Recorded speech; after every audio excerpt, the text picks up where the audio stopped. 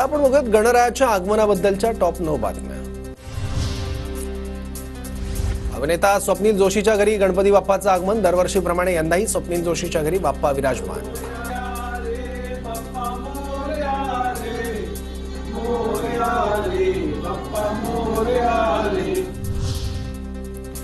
अभिनेत्री सोनाली कुलकर्णीच्या घरी मोठ्या उत्साहात लाडक्या बाप्पाचं आगमन। सोनालीने बाल गणेश साकारला।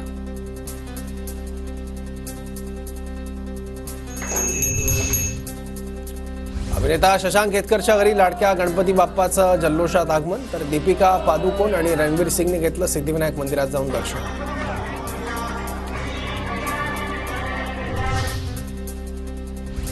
मुंबईतील चिंचपोकळीच्या चिंतामणीचा मुखदर्शन सोहळा संपन्न। चिंचपोकळीच्या चिंतामणी मंडळाचं यंदाचं 105वं वर्ष। या वर्षीसाठी बाप्पाची जगन्नाथपुरीची थीम।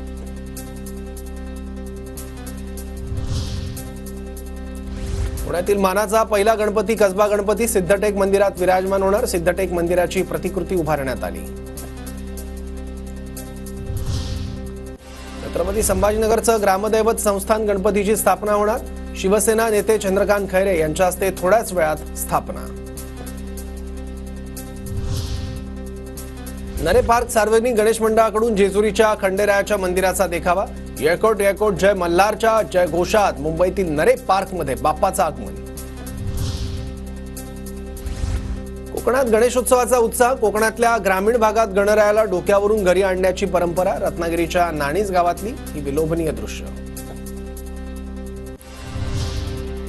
गणेशोत्सवाच्या पार्श्वभूमीवर पुणे शहरात पोलिसांचा रूट मार्च। सणासुदीच्या काळात कोणताही गैरप्रकार घडू नये यासाठी शनिवार वाड्यापासून पुणे पोलिसांचा रूट मार्च।